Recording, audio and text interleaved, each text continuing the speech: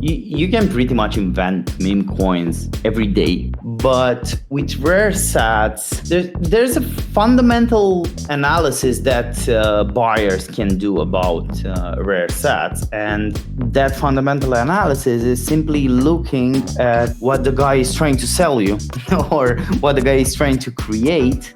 And if it's not really that exciting of a story or that significant of an event, then you can pretty easily sniff that it's not really a rare sats category.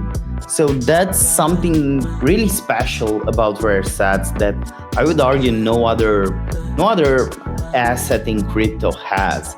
Like, you could preach utility, you could preach that you're creating a very nice new meme, you can preach that you're creating a great collection of NFTs and so on and so forth. But you can't really force a new category of rare sats in the market if they aren't rare, in fact.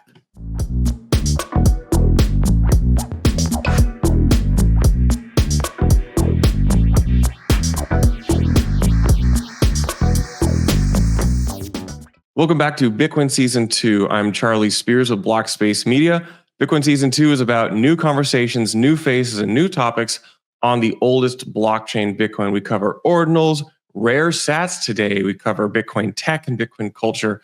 I've got Quary, the founder and CEO of Magisat, a rare sats marketplace, and he is the champion of rare sats. I think this is a really interesting conversation to have as the ordinals market has quieted down over the past couple months.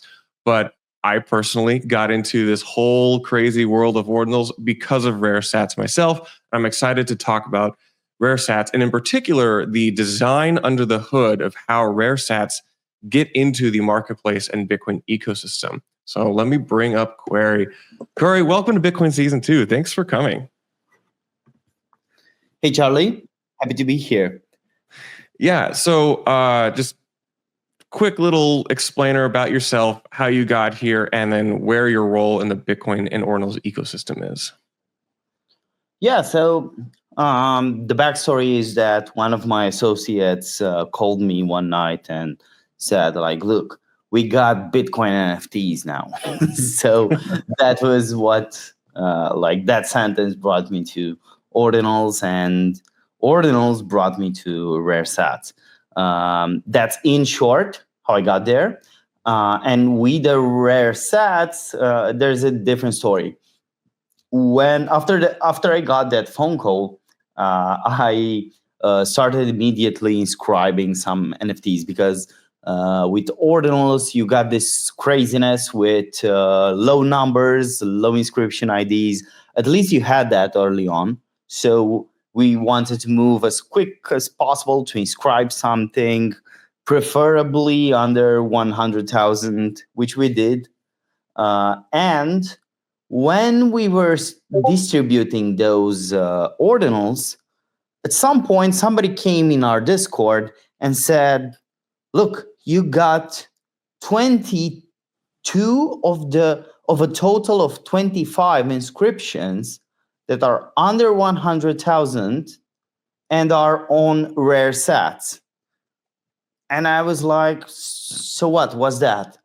Like, these sats are not your regular satoshis. They are special. They have a backstory. And by pure luck, you inscribed those NFTs, those inscriptions on satoshis that were involved in the famous Bitcoin pizza transaction. And I was like super surprised. So I started to dig in, and it was all downhill, the rabbit hole since then. Fascinating. So, okay, so for the listener who, I want to make this approachable and digestible for someone who really doesn't understand ordinal theory. Maybe there's someone who knows that you can put JPEGs or NFTs on Bitcoin, but like they're not as familiar with ordinal theory and then how we get this concept of rare sats. So in your words, like, how do you explain ordinal theory and rare sats to the average person? All right. So ordinal theory has two parts, in my opinion. The first part is the part that concerns itself with satoshis, with giving them a particular identity and establishing a rule which they abide when they transact from a wallet to another, when they are transferred from a wallet to another.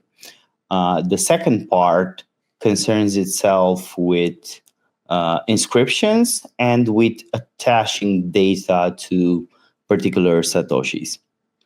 I would argue that the first part requires some conventions that are more natural to work. So we need to know that Ordinals theory is a set of conventions, and it's basically an off-chain indexer that just monitors the Bitcoin network, and it follows certain conventions. But the conventions that are needed for rare sats to exist are easier to apply than the conventions needed to attach data to a particular Satoshi. And Ordinals theory gives us the following things about sats. It gives them an ID from 0 to 21 quadrillion. So basically, each Satoshi in existence has a number attached to it. And it attaches IDs in a most natural order there is, which is first minted gets the first ID. Then it establishes a rule that they abide when they are transferred from a UTXO to another. And that's simply first in, first out. So if a Satoshi is involved in a Bitcoin transaction and it's the first SAT involved, so it's the first one in the first UTXO from the transaction, it will be the first one that also exits the transaction. So I would say that these two are the most natural laws that you can create for giving an identity and tracking sats. Like if Ordinals theory disappeared and was reinvented in 50 years from now, I would argue that the guy that wants to create identities for Satoshis would apply the same rules. So that's one of the reasons and one of the arguments I will use later to emphasize why rare sats are so important. The second part of Ordinals theory concerns itself with attaching data to this individual Satoshis, and that's done through a convention. So that's in a nutshell what Ordinals theory does. Hey, this is Will with Blockspace Media, and I don't know if you heard, but we just announced the second edition of our conference series, OpNext, now to be held at the MicroStrategy HQ in Tysons, Virginia. That's right. After the success of our first scaling conference at Fidelity last fall, we're doing it again this spring, April 11th and 12th at the MicroStrategy HQ. I'm really excited for the programming. We have various stakeholders, industry, developers, and Bitcoin miners present. So join us in April for open, neutral, and honest conversation about the leading proposals and technical solutions that will scale Bitcoin to the next billion users. No booths, no tokens, no shills, just Bitcoin and honest conversation. You can find tickets and more information at opnext.dev or click below in the show notes. So we number sats 0 through 2.1 quadrillion, because for the listener, 21 million Bitcoin, 100,000 sats per Bitcoin, or 100 million sats per Bitcoin, 2.1 quadrillion total sats. I mistakenly said 21 quadrillion, but it's 2.1. You are correct. 2.1 quadrillion, whatever. It's a lot of Satoshis. I think more than most people can wrap their heads around. Then we have this concept of rarity or rare Satoshis. And I think a lot of people don't know how we've figured out which sats are rare. And I think a lot of people don't really think about this. They just kind of go, say, to Magisat and they're like, oh, there's these different categories of sats, like uncommons or sats which are used in the pizza transaction. But can you kind of explain to me some of the ways or how do we figure out what a rare sat is, and like what are some of the different types of rare satoshis and why are they rare? I actually had this conversation yesterday with some investors that asked me the same thing. And that's a very natural question, like what makes a sat rare? And my answer is that in principle, it has to have a story, a significance, and something that it's obviously separating the rare sat from the rest of the satoshis. I would classify this rarity in different ways. So, for example, there's historical rarity when a satoshi was involved in a historical transaction. And it's quite easy to understand why these sats are significant because, for example, satoshis involved in the first Bitcoin transaction ever are obviously special. You don't really need to have like a certificate for all of them to know they're special. Although it would be a nice idea to issue some certificates for them, but they're obviously special because they have historical value. Then you have aesthetic value, and the only aesthetics that can apply to satoshis is the aesthetic of their IDs, because that's pretty much the only property aside from name that you can work with when it comes to satoshis.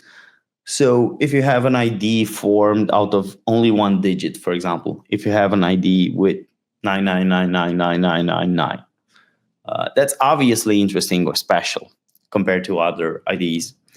Then you also have emission rarity, which is their minting position in the block. This is the first type of rarity explored by Casey directly in the ordinal theory, which says you only need a Bitcoin network to figure out that these sats are special, because we have uncommon sats, which are the first one minted in a Bitcoin block. Then you have rare sats or road armor rare sats, which are the first ones emitted after a difficulty adjustment event. And then you have epic sats, which are the first ones after halving. So, and the legendary sat, which is a bit more complicated. I won't get into it now. You know, it's funny on the legendary sat, that was, I've been in Bitcoin for a long time. And one of the first things I ever asked Casey when I talked to him for the first time was like, what do you mean? There's this thing called like a cycle, or like, a difficulty adjustment aligns on a halving, which if you're a listener, go read Casey Rodimer's blog. We won't explain it here. But anyway, keep going, Quary. Yeah, so now that you mentioned it, yeah, legendary sats are the ones issued after a halving event that also coincides with a difficulty adjustment event, which is, I think, first time it will happen in 2032. So they are a legend as of now. We have to wait several more years to get one of those. So that's emission rarity. And yeah, there are a couple more rarities that you could find. For example, if the ID is a mathematical constant, people are talking about that. If the so that could arguably be ID's aesthetic value, or it could be a new category of rare sats. But almost like if you like the first 50 digits of pi or something, or the first X number of digits. Okay, gotcha. Precisely. Yeah. The first digits of pi, the first digits of E, and so on and so forth. The Fibonacci sequence, for example. So yeah, those are the rarities, the major rarities that are circulating today. And what's beautiful about rare sats is the fact that you can't really have forced narratives.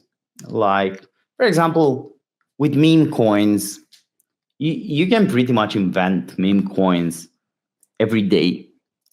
But with rare sats, there's there's a fundamental analysis that buyers can do about rare sats, and that fundamental analysis is simply looking at what the guy is trying to sell you or what the guy is trying to create. And if it's not really that exciting of a story or that significant of an event, then you can pretty easily sniff that it's not really a rare sats category. So that's something really special about rare sats that I would argue no other asset in crypto has. Like you could preach utility, you could preach that you're creating a very nice new meme, you can preach that you're creating a great collection of NFTs and so on and so forth. But you can't really force a new category of rare sats in the market if they aren't rare, in fact. So, there's a bunch of these categories on rare sats, and you talk about it. There's some other great voices in the space. Certain, people or accounts or projects have their own favorite like type of rare sat, or they kind of like brand themselves around it. But for the listener, maybe there's a listener here who's like, okay, kind of understand this, but they're neutral on rare sats. This is fine. It's okay to have not a strong opinion. But what I think is really interesting for maybe the more technical and engineering mind, or maybe the business minded person who's looking, I think there's a really interesting new like industry emerging around the procurement and like delivery and like exchange of these rare sats, which I don't really see happening in other parts of Bitcoin. And I think this is fascinating because you're kind of like the signature marketplace and builder about this. So I want to get into like take me through the process of a Satoshi being out in the wild somewhere on Bitcoin to getting to a marketplace to then being purchased by a collector. Talk me through this like process here. All right. So a rare sat can be in one of many places. So it can either be not created yet. So for example, each Bitcoin block creates a new uncommon sat. If we're talking about the uncommon sat of block 1 million, that's obviously not created yet. And it will be created at some point in the future. Then there are analysis that buyers can do about rare sats. And that fundamental analysis is simply looking at what the guy is trying to sell you or what the guy is trying to create. And if it's not really that exciting of a story or that significant of an event, then you can pretty easily sniff that it's not really a rare sats category. So that's something really special about rare sats that I would argue no other asset in crypto has. Like you could preach utility, you could preach that you're creating a very nice new meme, you can preach that you're creating a great collection of NFTs and so on and so forth. But you can't really force a new category of rare sats in the market if they aren't rare, in fact. So, there's a bunch of these categories on rare sats, and you talk about it. There's some other great voices in the space. Certain, people or accounts or projects have their own favorite like type of rare sat, or they kind of like brand themselves around it. But for the listener, maybe there's a listener here who's like, okay, kind of understand this, but they're neutral on rare sats. This is fine. It's okay to have not a strong opinion. But what I think is really interesting for maybe the more technical and engineering mind, or maybe the business minded person who's looking, I think there's a really interesting new like industry emerging around the procurement and like delivery and like exchange of these rare sats, which I don't really see happening in other parts of Bitcoin. And I think this is fascinating because you're kind of like the signature marketplace and builder about this. So I want to get into like take me through the process of a Satoshi being out in the wild somewhere on Bitcoin to getting to a marketplace to then being purchased by a collector. Talk me through this like process here. All right. So a rare sat can be in one of many places. So it can either be not created yet. So for example, each Bitcoin block creates a new uncommon sat. If we're talking about the uncommon sat of block 1 million, that's obviously not created yet. And it will be created at some point in the future. Then there are sats that, for example, historical sats that are somewhere in circulation.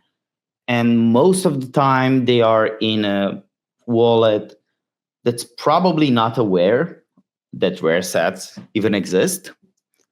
And the third option is they are in a place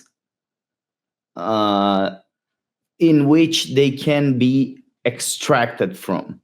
So for example, these are centralized exchanges, bridges. These are places where you could attempt to get that sat out of there. And some of the minority of the rare sats are not in the wild, and we call those sequestered. So those are sats that are already found by people in the market that are aware that rare sats exist, and they isolated them in a small UTXO somewhere, and they're keeping that UTXO safe and not spending it on fees and transacting with it.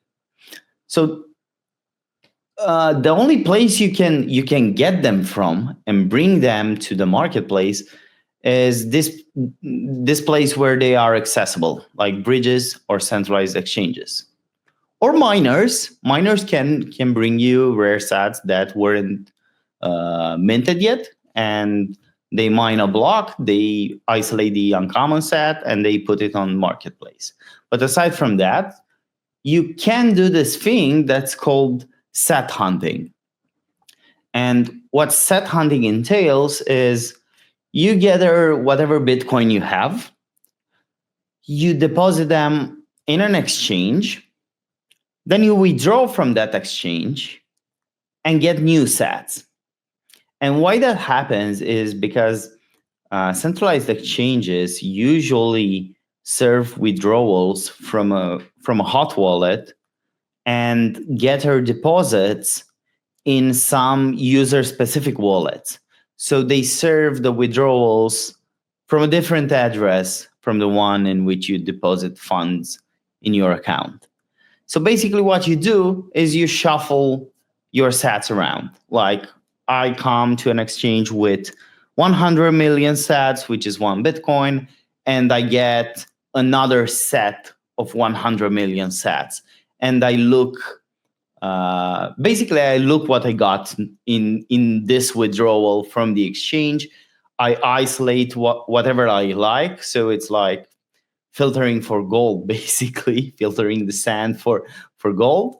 Then I deposit the rest of the sats back onto the exchange. So an interesting thing is like, maybe it's funny because like your career, you're like focused on Bitcoin the past couple of years, you've like naturally been pretty in tune with the world of coin control and like wallets being very attentive to which UTXOs you are sending and receiving, because this is very core to interacting with the Ordinals ecosystem. But I'll just tell you from firsthand experience, prior to Ordinals, like there was not very much attention to coin control across the Bitcoin ecosystem. But whenever you talk about like you are building infrastructure to like manage and like deliver these rare sats in a commercial level, like you have to build some interesting stuff under the hood and some interesting logic, which I think is not very well understood by a lot of the Bitcoin ecosystem, including a lot of like the technical Bitcoiners. Can you talk me through like how Magisat in particular, or just some of the like interesting like hurdles or challenges you've had to overcome, like in designing and managing the system, which like tracks and delivers and coin controls UTXOs for rare sats? Yes. So I think so. Let's start from the beginning. The first thing you need when you create a rare sats marketplace is to identify which sats are rare. So that's where you start. And what you need for this are sat intervals. So basically, if you agree with Ordinals theory and think of sats as having individual IDs, then you need to find these intervals that are involved in these special transactions. And also you need to establish the rules for emission rarity, for example. So you know that every 3.5 Bitcoin, or is it 3.125? Yeah. Yeah, 1 to 5. Every 3.125 Bitcoin, there's a special uncommon sat. So you have to mark those IDs as interesting, starting from this last halving. And starting from the last halving, you need to keep in mind that there's a different rule for uncommons. Then you need to go to collect all these sat intervals for this interesting transactions. You need to look at the pizza transaction, for example. You need to establish what sat intervals were involved in there. You need to store them in the database. And you do the same for all interesting sat categories. Once you do that, and once you have those sat intervals, then there's the very tedious job of identifying if an address has, or if a UTXO has rare sats, given the special intervals you already saved. And that can be very computationally difficult to do, because you need to compare thousands of sat intervals from a random UTXO sometimes against hundreds of thousands of sat intervals from your database, and figure out where the intersections are so you can get the rare sats that you're interested in. So I would say that detecting rare sats is pretty much the hardest and computationally intensive job that you have to do to put up a rare sats marketplace. We're talking like heavy database management. Yes. And a lot of number crunching, number comparing, and that's what you have to do basically whenever your website is accessed, whenever a user logs into its wallet. You have to detect whatever is in there. Obviously, you need to create a very smart caching system, so you don't do that every time. The best thing you could do is perhaps to update your caching system as Bitcoin blocks are mined. So yeah, that's the hardest part. Then you also have the marketplace part, which handles the signatures, the partially signed Bitcoin transactions. That's a bit easier to do because a system for that was well established in the early days of Ordinals. So you have the seller that signs transaction with SIG# single, anyone can pay, which basically says that I will forfeit this UTXO if and only if there is this amount of Bitcoin sent to this address in the future transaction. So yeah, you save those signatures, and those are the listings. Then the buyer fulfills that signature, that transaction, and actually pays the Bitcoin. And you put everything together and send it to the mempool. Then there's also mempool tracking. So you need to be up to speed with everything that happens in a mempool. So yeah, I could go into much more detail, but I think the main work you have to do is to detect the rare sats, to have a caching system, and to stay up to speed with the network. So let's look at the product side of this. You say like the marketplace side. You earlier said like you can't.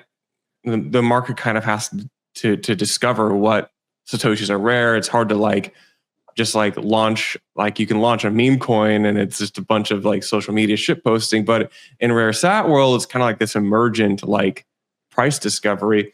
How do you think about delivering these to a marketplace? Like how do you figure out what people want to buy, or like what even to host? Because among 2.1 quadrillion sats and an infinite amount of ways to like value these, like how do you make a decision about the product facing side? So I think that's the point. I would argue that there isn't an infinite amount of ways to value a sat, because I think there's a very finite way to establish which sats have value, and I think that number isn't even large. I would say that it's probably under 100 categories of rare sats that really have value.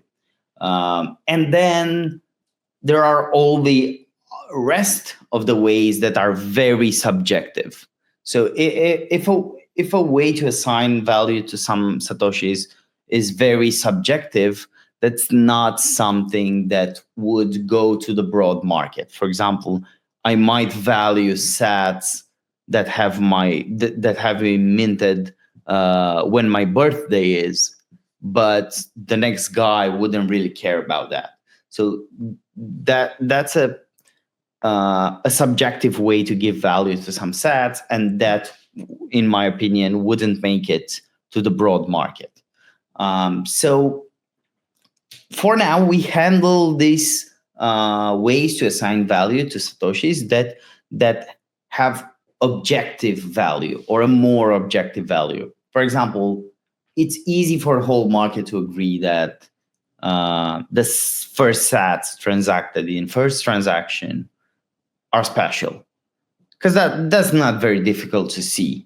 Yeah, it was actually, I mean, it's like, I think one of the first things I ever said on this topic was like, okay, like as a hardcore Bitcoiner, I would love, as a collectible, some of the first sats that Satoshi sent to Hal. That's just so cool. For sure, yeah. And I mean, imagine having the first sat ever, like the Block 9 Uncommon. I'm not sure if that's unlocked or locked forever, but it would be very cool to have that. And I think that pretty much everyone would agree that the first sat in existence has more value than a random sat. So yeah, we concern ourselves with these categories of satoshis that are easily given to the broader market. So everyone agrees in market that they are special, they have value. That's what we concern ourselves with. And I believe that rare sats market stands out because of this. Now, in terms of how we value this, that's really not our job. Our job is to help the market to value this. And it might be that we generally pioneer the new categories. But we do have a process for this. So we do talk with certain people in the market, with OG users, with people that were in rare sats for a lot of time. They propose these new categories, and pretty much everyone can propose a new category. And then it's up to debate. And we decide together in Discord, or in general in Discord, we have a special channel for this. And we agree or disagree that the new category has objective value or doesn't have objective value. And if it does, we launch it. We put it on the website.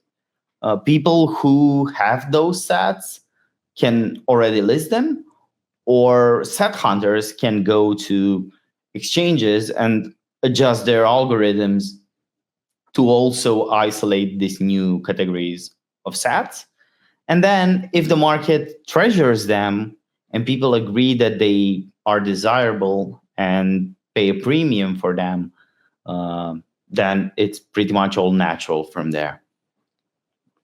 So you hinted at like what I would call maybe like the boutique sat market. Like, so there's, people can go to Magisat or other platforms, whatever. Like you can go buy some of the popular Satoshis, uncommons, a rare, pizza sats for 450x, first transaction sats. But like, you mentioned like, what if you want to sat with your birthday or sat with your name, because you can convert some of the sat notation to like a word or a name.